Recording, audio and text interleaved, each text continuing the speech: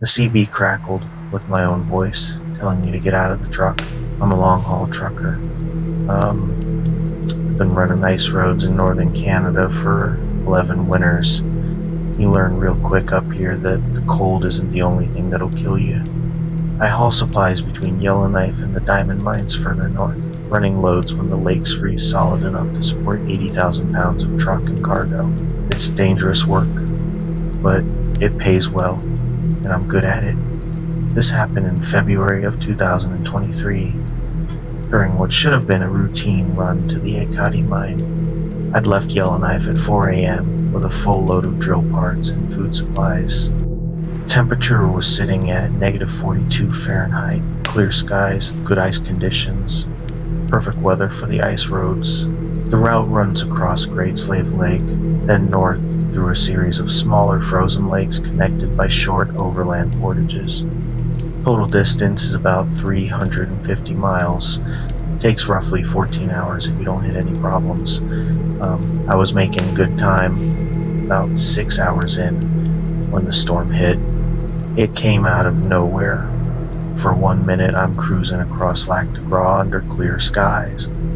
Next minute, I can't see 15 feet past my hood, complete whiteout. Wind screaming across the ice. Snow so thick my headlights just reflected back at me like staring into fog. I dropped to a crawl, following my GPS and hoping I didn't drift off the marked route. That's when my engine died. No warning, no stuttering, just cut out completely. I coasted another 100 yards before stopping. Tried to restart it 3 times. Nothing. Temperature gauge was fine. Fuel gauge showed 3/4 full. Battery's good. The engine just wouldn't turn over. I grabbed my radio to call in my position to dispatch. That's when I saw the other truck. It was sitting maybe 50 yards ahead of me, barely visible through the snow. An older Kenworth, same model I used to drive. No lights, covered in ice. Snow drifted halfway up the doors. I checked my GPS. I was right on the marked route. There shouldn't be any abandoned vehicles here. The route gets groomed and checked every day during hauling season. I pulled on my parka, grabbed my flashlight, and stepped outside. The cold hit me like a wall. -40 can kill you in under 10 minutes if you're not dressed right. I was, but I still felt it trying to get through my layers. The walk to the other truck felt longer than it should have. Wind was howling, snow stinging any exposed skin. I reached the driver's door, cleared ice away from the window with my glove. The cab was empty. The door was unlocked.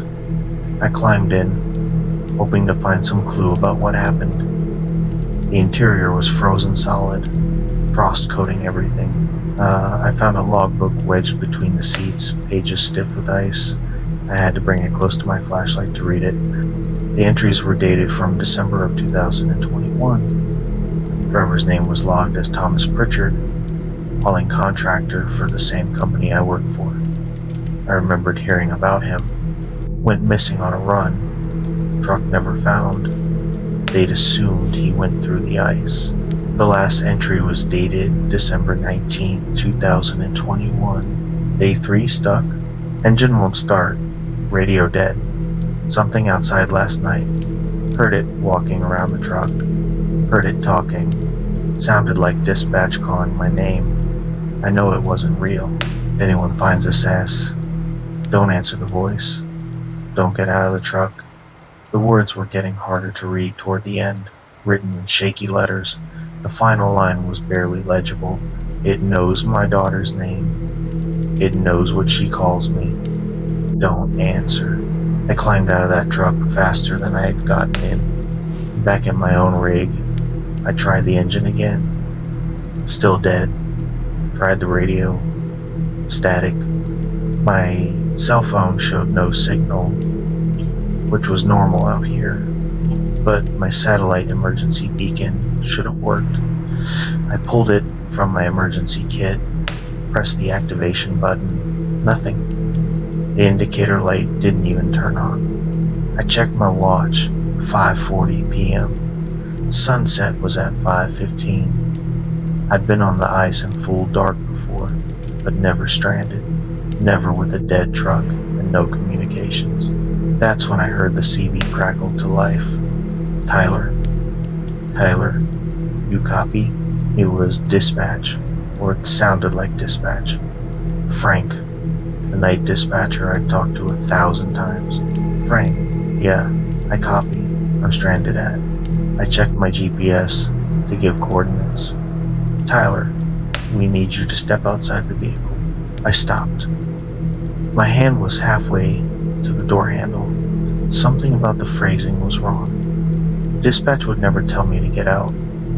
They'd tell me to stay put, stay warm, that help was coming. Say again, I asked, keeping my voice steady. We need you to exit the vehicle, Tyler. We need to verify your position for rescue. The voice was perfect. Same tone, same slight Manitoba accent Frank had. But no dispatcher would ever tell a stranded driver to leave their truck in negative 40-degree weather. Frank, what's my load manifest? I asked. Silence. Then, Tyler, please exit the vehicle. What's my fucking load manifest, Frank? Please exit the vehicle. We need to verify. I switched off the CB. My hands were shaking, and it wasn't from the cold. I double-checked. All my doors were locked. Pulled down the sleeping compartment curtain. Turned off my cab lights. I sat in the dark, listening. For about 10 minutes, nothing. Just whined. Then I heard it. Footsteps on ice. Slow, crunching steps circling my truck. Something large moving around the trailer, around the cab. The footsteps didn't sound quite right. The rhythm was off, like someone taking steps that were just a little too long, a little too slow. The CB crackled again. Tyler. It was still Frank's voice, but there was something underneath it. Now, something hungry. Tyler, I can help you. I can fix your truck. Just open the door. I didn't respond. Didn't move. Tyler, please. I'm so cold. That was a woman's voice. My ex-wife's voice. Baby, I need help. Please open the door. My ex-wife lives in Vancouver. She's never been north of Edmonton. The footsteps stopped. For a long moment, everything was silent except the wind. Then something hit the side of the truck. A massive impact that rocked the whole cab. Then another. Then scratching sounds, like something climbing the side of the trailer. Something landed on my roof. I could hear it up there, moving around, testing its weight. The metal groaned. More scratching sounds, moving toward the front of cab, toward the roof-mounted air horn and marker lights. Then I heard my own voice coming from the CB. Please, someone help me. My truck broke down. It gave my exact GPS coordinates. Please, I'm freezing. I'm gonna die out here. It was my voice. Perfect mimicry. Same inflection, same desperate edge. It was calling for help using my voice. I grabbed my emergency kit, found my flare gun. Not much of a weapon, but it was something. The scratching continued overhead, then silence. The CB again, Tyler. My daughter's voice this time. She's 7. Daddy, I'm scared. Mommy says, you're not coming home. And I turned off the CB completely, pulled the power fuse, sat in the dark with my flare gun, and waited. The scratching started again, this time at my door. Not like fingers, more like claws. Long, scraping sounds against the metal. The handle jiggled, tested. The door held. I checked my watch every few minutes.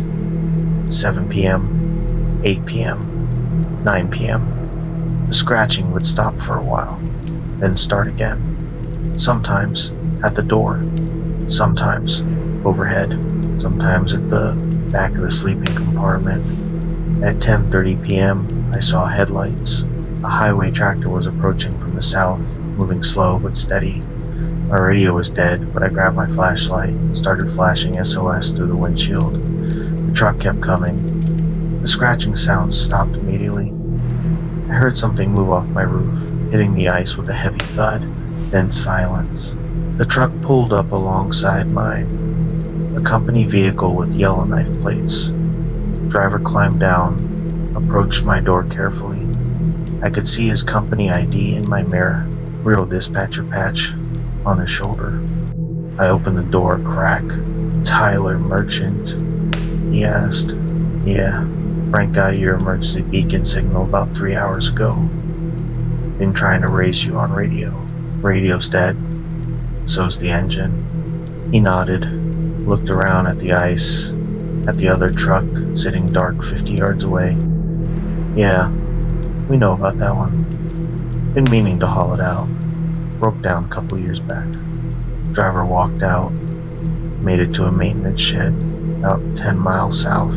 That was a lie. I had read the logbook, but I didn't correct him. "Let's get you hooked up for tow," he said.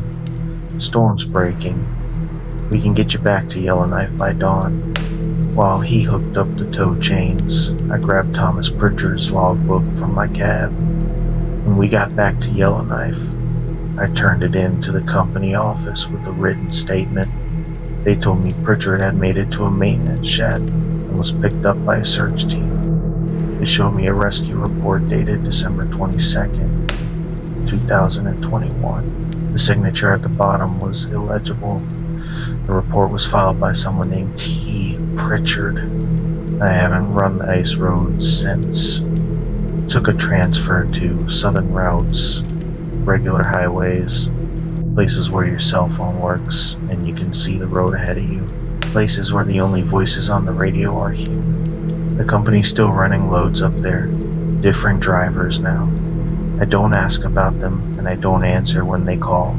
If you ever break down in the deep winter, if your radio starts talking to you in familiar voices, if something outside knows your name and knows who you love, stay in your truck, keep the doors locked, wait for daylight and real headlights.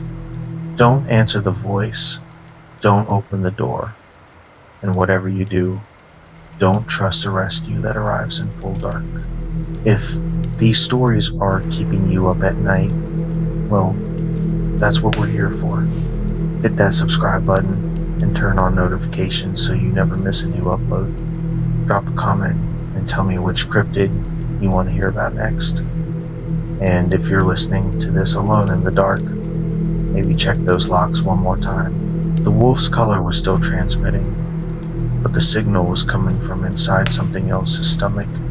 I'm a wildlife biologist with the Minnesota Department of Natural Resources. My job is tracking wolf populations in the Boundary Waters canoe area, monitoring pack dynamics, studying predation patterns, documenting den sites. It's mostly data collection and radio telemetry work. Lots of time alone in the woods. I've been doing this for 8 years. I know these animals. This happened last January, during our winter wolf count. We had a pack we'd been monitoring for 3 years. 8 individuals, well-established territory along the Canadian border. We'd collared the alpha female back in 2021, named her M73, strong pack, healthy dynamics, no problems. Then over 72 hours, the entire pack went silent.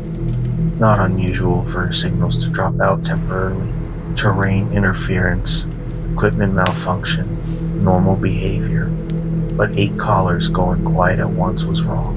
I was based at a research cabin about 12 miles from their last known location, running telemetry checks every morning and evening. January 15, 2024, I got signals from all 8 wolves, all clustered in their core territory near Lake Agnes. Normal pattern. January 16th, 6 signals. The 2 yearling males had dropped off.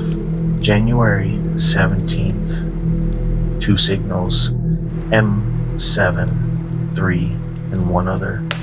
January 18th, just M73, but the signal was stationary. Hadn't moved in over 24 hours. I packed my gear and headed out at first light. Temperature was sitting around 10 degrees, clear skies, about 8 inches of fresh snow from the night before. Perfect tracking conditions. I had my rifle, my GPS, emergency supplies, satellite phone, standard protocol for solo field work. The hike to their territory took about 4 hours, following a frozen creek bed most of the way. The signal from M73's collar was getting stronger, leading me toward a dense section of white pine and spruce. I started seeing tracks about half a mile out, wolf prints in the new snow. Lots of them moving in different directions like the pack had scattered. Then I found the first kill. It was one of the yearling males, or what was left of him. I recognized the collar number, M91. The wolf had been torn apart, not by another predator. Nothing in Minnesota kills wolves except other wolves, and even territorial kills don't look like this. Ribcage ripped open, organs gone, limbs scattered. But here's what made my stomach turn. There were bite marks, large bite marks. Canine teeth, but the spacing was wrong. Too wide, too deep, and parts of the wolf had been eaten. Wolves don't eat wolves. It doesn't happen. Even in starvation conditions, even in the most desperate territorial disputes, wolves don't cannibalize each other. It's not in their behavior pattern. I documented everything with photos, took measurements of the bite marks, collected fur samples. Then I followed M73's signal deeper into the territory. I found 3 more kills over the next hour, all pack members, all torn apart the same way, all partially eaten. The tracks around each kill site were chaotic, wolf prints running in every direction, like the pack had been fleeing. But there were other tracks too, boot prints, human boot prints in the snow, except they weren't quite right. The prints started out normal, standard hiking boot, tread size 12 or 13, but after about 20 yards, they changed. The stride lengthened, the depth increased, like whatever was making them was getting heavier, and the shape started to distort, heel elongating, toes spreading wider. After 50 yards, they weren't boot prints anymore. They were something else. Something with clawed toes and a gait that was too long for human proportions. And I was following these tracks when I heard the howl. It came from the north, maybe half a mile away. At first, it sounded like a wolf, that long, drawn-out call they used to locate pack members. But it was wrong. The pitch was off, wavering places where it should have been steady, and it lasted too long. 30 seconds, 40 seconds, a full minute of continuous sound. That shouldn't be physically possible. Then I heard it again, closer, and I realized it was mimicking M73's specific howl pattern, her signature call. I'd heard M73 howl dozens of times over 3 years of monitoring. I knew her voice. This was her howl, but it was coming from the wrong direction. Her collar signal was still south of me, stationary. The sound was coming from the north. I changed direction, heading toward M73's signal. The tracks I'd been following veered away, heading north toward the source of the howling. I let them go and pushed toward the collar location. I found M73 20 minutes later. She was hung in a tree. The wolf had been gutted and strung up about 8 feet off the ground. Front legs spread wide, tied to branches with what looked like sinew. Her collar was still attached, still transmitting. Her rib cage was cracked open, organs missing, But the worst part was her head, and her jaw had been forced open, wedged with a stick, like something had been trying to study how her mouth worked. I was documenting this when I heard footsteps behind me. I spun around, rifle up. A man was standing at the edge of the clearing, maybe 40 yards away. He was dressed wrong for the weather. No heavy coat, just jeans and a flannel shirt. No hat, no gloves. His face was too thin, cheekbones too prominent. He was staring at me. "Hey," I called out. "You okay? You need help?" He didn't respond, just kept staring. "Sir, are you lost? Do you know where you are?" Nothing, but he took a step toward me, then another. His movements were stiff, mechanical, like he was remembering how to walk. "Stay there," I said, keeping my rifle level. "I'm a DNR biologist. I need you to identify yourself." He opened his mouth. A howl came out. M73's howl. Perfect mimicry coming from this man's throat. Impossible. I fired a warning shot into the air. The man stopped, tilted his head, then smiled, and I saw his teeth. Too many teeth. Too sharp. Arranged wrong. I turned and ran. The forest was dense with dead fallen undergrowth, but I knew this area. I headed east toward Lake Agnes, toward open ice and visibility. Behind me I could hear him following, but the footsteps were wrong. Too fast, taking strides that were too long. I risked a glance back. He was running on all fours now, body low to the ground, moving through the brush like an animal. His limbs looked longer than they should be, joints bending at wrong angles. I reached the lake and sprinted across the ice. It was solid, frozen to at least 2 feet thick. I made it about 100 yards from shore before I stopped and turned. He was standing at the tree line, just standing there, watching. He didn't step onto the ice, wouldn't step onto the ice. We stayed like that for a long time. Me on the frozen lake, him at the forest edge. Finally, he turned and walked back into the trees, moving upright again, stiff and mechanical. I waited another hour before moving. Then I followed the shoreline to a portage trail and hiked the 8 miles to the nearest ranger station. I told them everything. The dead wolves, the tracks, the man in the woods. They organized a search team, 7 rangers and 2 conservation officers, all armed. We went back to the site 2 days later. The wolves were gone. Not just M73, all of them. Every kill site I'd documented had been cleaned. No bodies, no blood, no evidence. Even the tracks were gone, covered by fresh snow. But we found something else. In a small clearing about a quarter mile from where I'd found M73, there was a camp, old camp, canvas tent rotted through, rusted cooking gear, a moldy sleeping bag. Inside the tent we found a journal, pages water damaged but still legible. It belonged to a trapper named William Herschel, dated winter of 1947. The entries described a productive season, good pelts, healthy appetite. Then the tone changed. He wrote about getting hungry, really hungry, about game getting scarce, about not being able to keep food down even when he had it. The last entry was dated March 2nd, 1947. I can hear the wolves.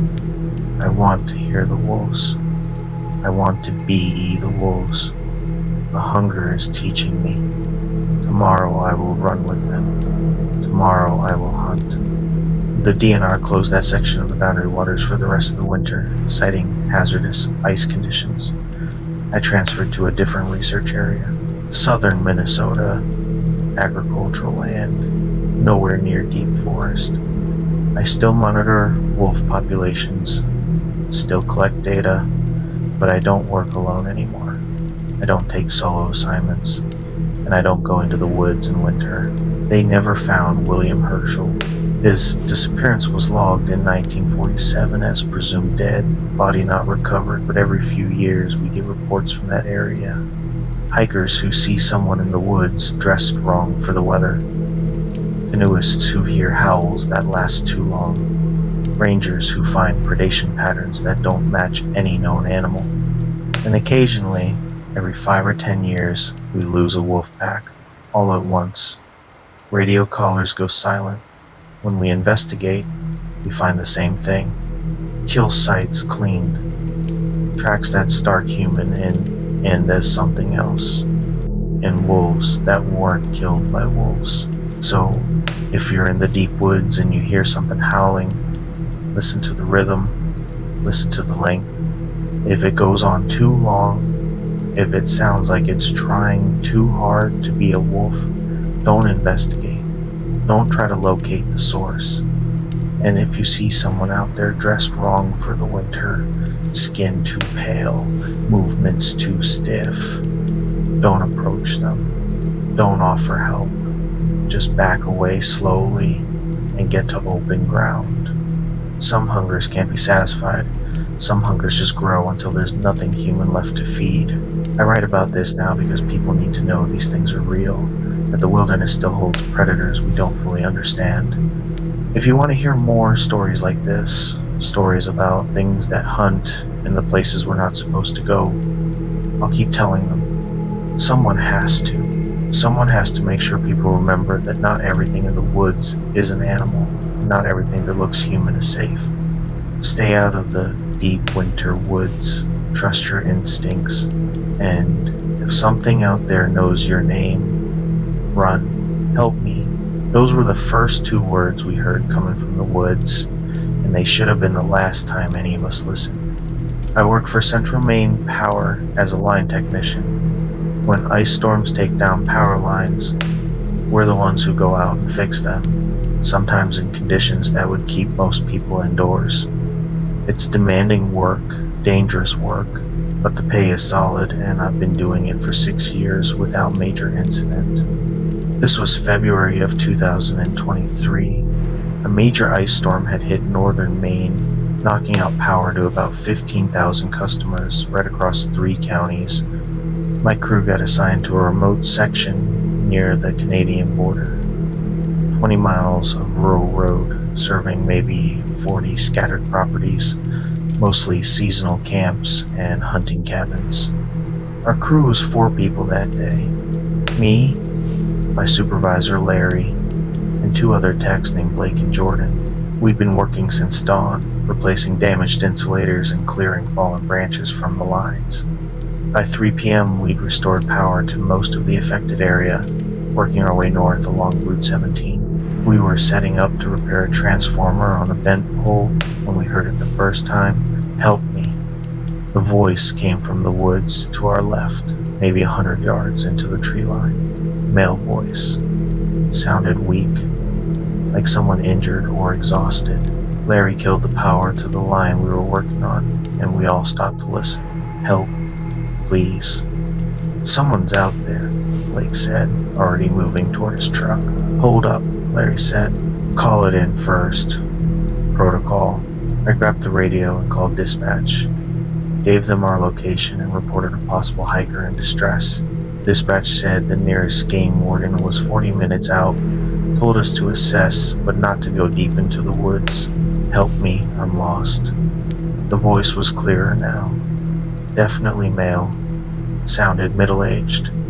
He was still a ways into the trees, but not moving. Just calling out every 30 seconds or so. We should at least check it out, Jordan said. Guy could be hypothermic. Larry nodded. Alright, but we stay together, and we don't go more than a quarter mile in. We're not search and rescue. We grabbed flashlights, even though it was still daylight. First aid kit from Larry's truck, and started into the woods. The storm had left everything coated in ice. Branches, fallen logs, every surface glazed and slippery. We moved carefully, calling out as we went. Hello? We're from Central Maine Power. Can you hear us? Help me. The voice again, still ahead of us. still not moving. We kept going. The woods were dense with spruce and pine, lots of deadfall that made walking difficult.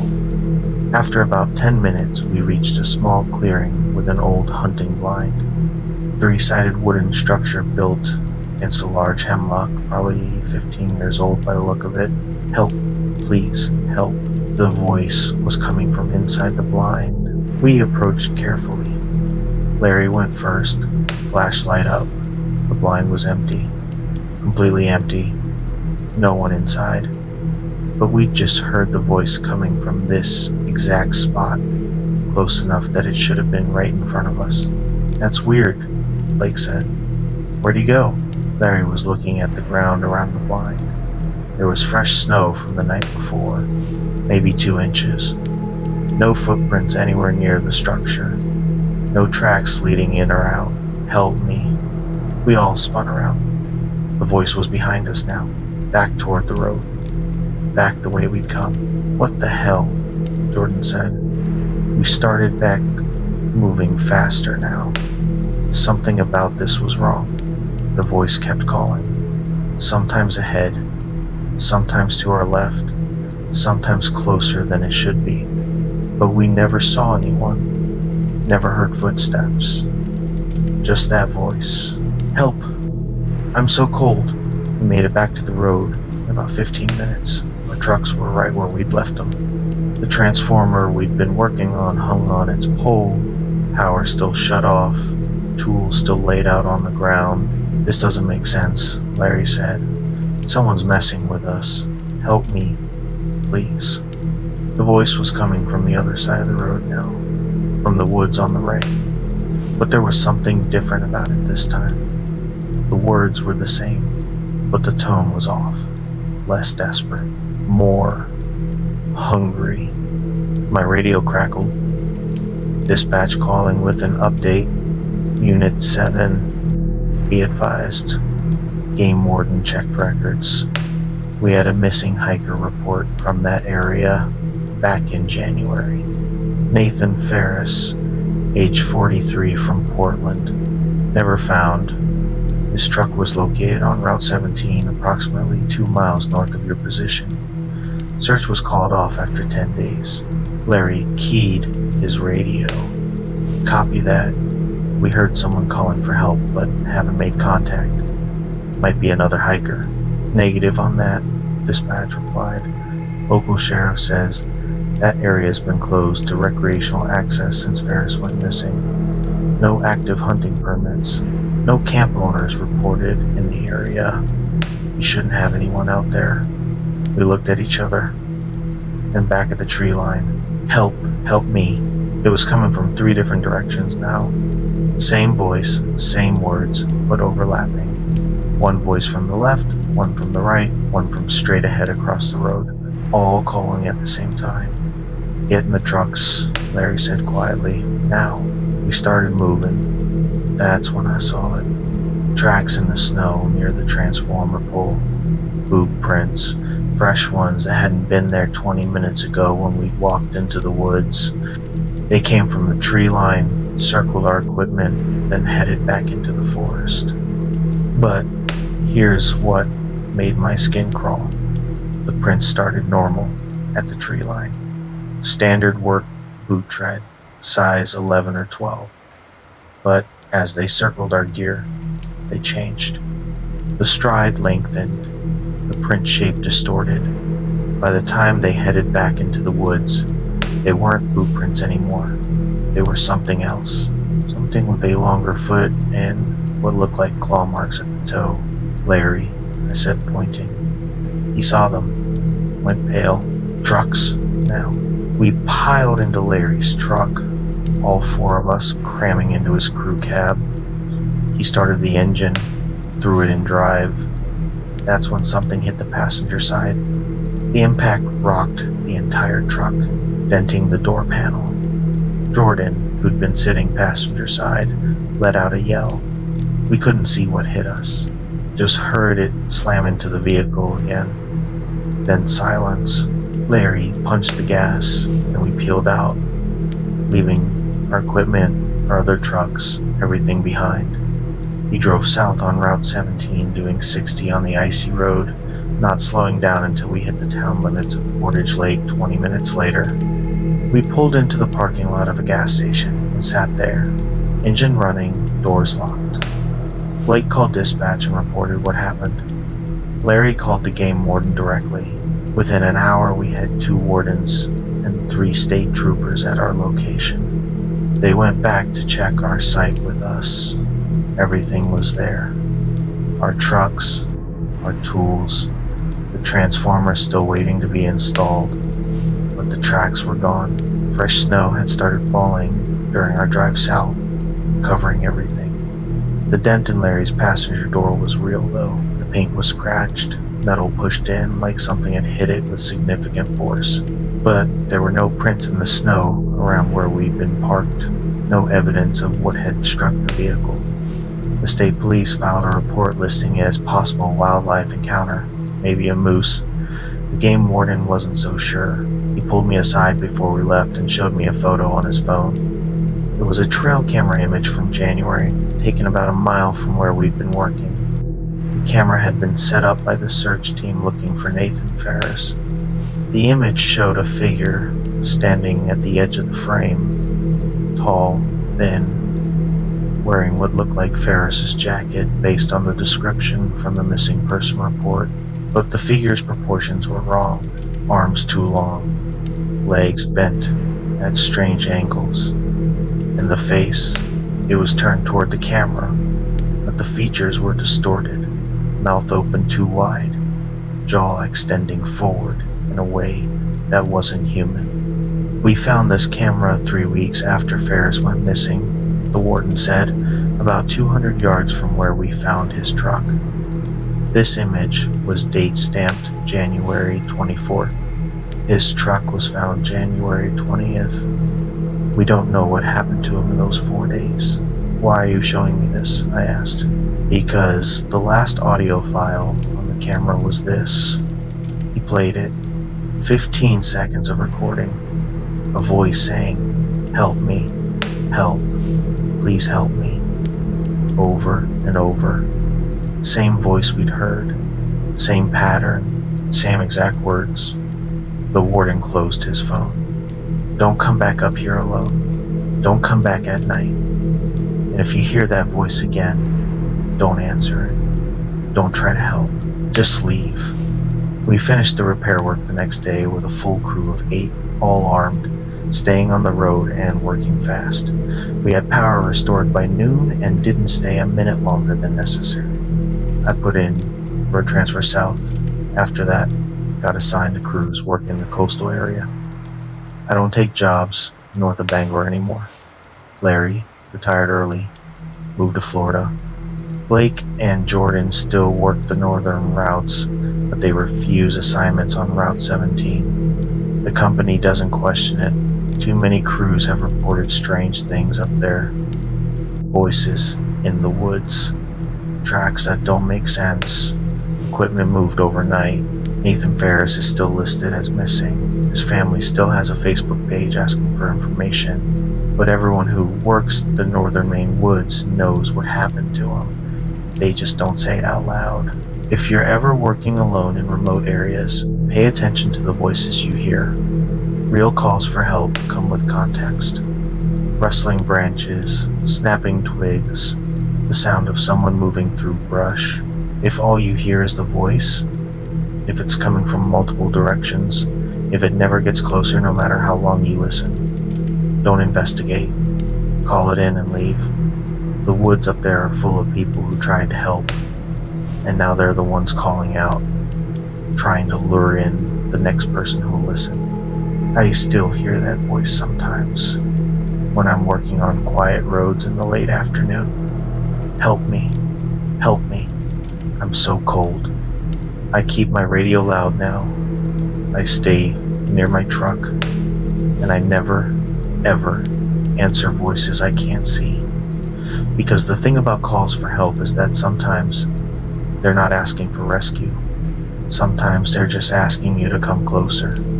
Close enough to touch, close enough to keep. The hungry don't want to be saved. They just want company.